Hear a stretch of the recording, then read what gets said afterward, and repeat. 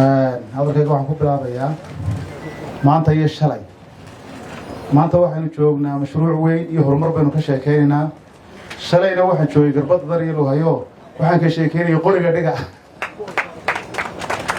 waa laba arrimood aad u kala fog weyn.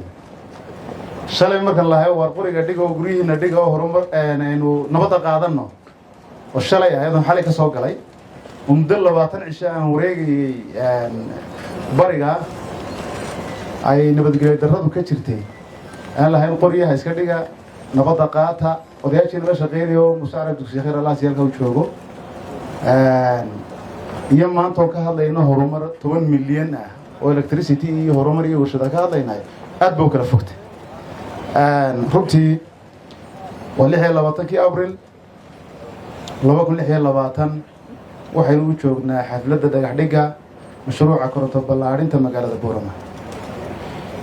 mudane madaxweyne ku xigeen manifestadii xisbigii wadani inuu ku ololaynay ummadda waxaynu u sheegnay oo aynu ballan qaadnay oo inoogu jirtay inay dadku helaan koronto jaban bad qabta la isku halayn karo. tiinagoo tixraacayna wasaaraddu waxay ka shaqaysay in mashruucan weel banka oo 50 milyan ahaa in maalintii aan wasaaradda yimiday isla maalinta weel banku ay yimaadeen ayna ka hadleen mashaariicda weel banka oo 8 mashruuc markaa la isugu yimiday oo waxa mashruuca korontada oo 50 milyan ahaa mashruucii leeyahay relocation ma ku sameeynaayo ma sii soconay laga mana gaarsiin karo waqtigiisa. maalinta waqti baanu qabsanay dadaal baanu gelinay waa ka shaqeynay habeen iyo dharaar wasaaraddu iyadoo isku duuban iyo tiimka wasaaradda ee ka shaqeynaya mashruuca uu hogaaminaya Cabdifataax iyo tiimkiisu. mudane madaxweyne ku xigeen maanta mashruucu waa number 1 mashaariicda maalintaas.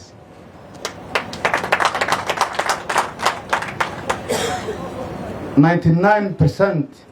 ay qolada soo barsan gareeyay maalintii dhawada ay yiraahdeen mashruucan uu waafur waa committee lacagtiisa. maanta wax nagu horan saxayna ma jirno. waxaanu doonaynaa mashruucan waxa la yiraahdaa SOP1 Series of Project 1 waxaan doonaynaa kiisi labaad imika maanta wixii ka dambeeyay waayo fulin buu taagan yahay lacagtu waa committed waxa anaga nagu dhiman ma jiraan. inta marka laga yimaado madaxweyne mashruucu wuxuu ka shaqeeyay dhowr arrimood oo waaweyn. waxaa ka mid ahaa mashruuca Berbera oo aad looga sheekeeyo oo ku dheeraanaynin oo ujeedadiisu tahay inuu gaarsiiyo 20 senti korontada maantana resultigii la gaaray 10 milyan ee magaalada Boorama oo maanta dhagax dhigiisa aynu joogno shirkadiina qandaraaskii saxiixdo fulintiisa aynu taaganahay. waxaa kaloo ku jiray 750 iskuul oo la saxiixay oo fulintoodii socoto oo dhammaan gobolada Soomaaliland oo dhan awdal ay ku jirto. waxaa kaloo ku jira xarumaha caafimaadka 46 ah oo fulintiisa ay socoto sagana markaas aan isleeyahay 70% maadaama qalabkii wada yimaadeen waa dhameystiray. mudane madaxweyne waxa ku jirtay in siyaasadda iyo istaraatiijiyadda korontada wax laga bedelo oo mashruucu uu qayb ka ahaa soona dhameystirmay in siyaasaddii korontada oo aynu awoodda saarayno korontada cusboonaata isagana la dhameystiray iyo istaraatiijiyadii 10 sano energy-ga oo xooga saaraysa tamartaynu ka soo hadalay ee bad qabta la isku halayn karo qiimaheeguna jaban yahay iyo koronto gelinta magaalooyinka yaryar iyo tuulooyinka oo aan korontadeenu aad u gaadhin rural electrification oo istaraatiijiyadana ku jirta oo ay doonayna in iyadana ka shaqeysiino oo iyaduna noo dhameystiran weyn. madaxweyne inta marka laga yimaado mashruucan waa laga sheekeeyay waa 8 kilowatt maxay solarka ah iyo tamar kaydinta oo 20 iyo 5 kilomitir xadkaha ah. runtii waxaynu ka doonaynaa ujeedada inaynu gaadhna ay tahay waa qiimo dhimista oo mar horeba madaxweynaha jamhuuriyadda Soomaaliland ka dhawaaqay barigii dhaweyd ana rajaynayno insha Allah in Ilaahay noo hirgeliyo oo ugu mahad celinayno mar labaad iyo mar saddexaad ba labada shirkadood ee isku biiray Alog iyo Tech ama Telesom oo runtii iyaguna markaa shuruudihii looga baahnaa hirgeliyay mar walbana muujinayay flexibility marka remote kaadaan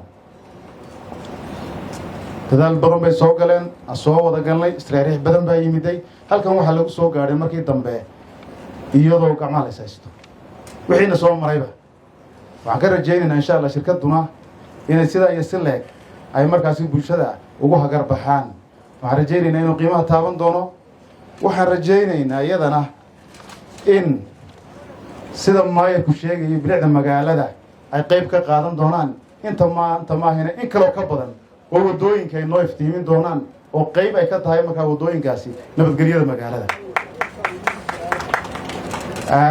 runtii hadalku waa kooban yahay waa ognahay in badan baa laga sheekayay faa'iidooyinka mashruucan uu soo jiidi doono oo ah warshadaha yaryada light industrieska oo hadda aan ognahay magaaladii berbera inay warshadihii yaryara u guureen ta labaadna magaalada Boorame noqonaysaa qorshuhu waxa uu yahay in sanad lagu dhameeyo waxaan si rajaynaynaa in sanad ka yar uu ku dhamaado insha Allah taala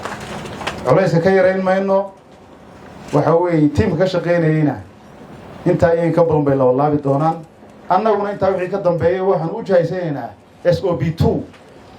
mashruuca kiisi labaad inaan ka shaqeyno walow aan gacanta ku haynay mashruucii Ethiopia Interconnection oo isagana istadigiisu dhamaaday oo lacag badana korontada ummadda nolosheedii taabanaysaa sida maayarku sheegay jeebka qofkay taabanaysaa